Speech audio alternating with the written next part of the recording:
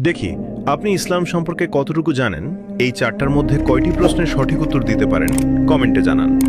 ১. হযরত মুহাম্মদ সাল্লাল্লাহু আলাইহি ওয়াসাল্লাম এর দাদার নাম কি? এ.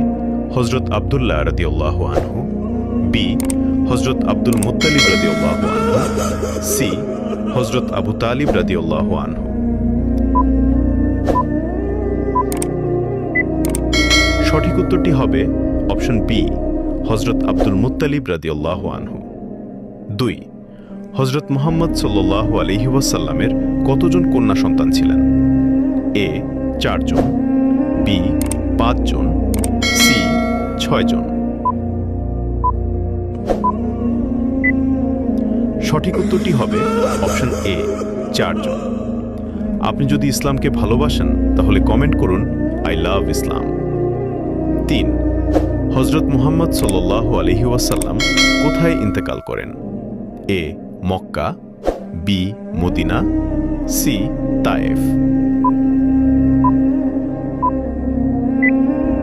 সঠিক উত্তরটি হবে অপশন বি, মদিনা। চ্যানেলকে ফলো করে দাওয়াতের কাজের অংশীদার হয়ে যান। ৪. হযরত সাল্লাল্লাহু আলাইহি ওয়াসাল্লামের কোন কন্যা সর্বপ্রথম ইন্তেকাল করেন? এ.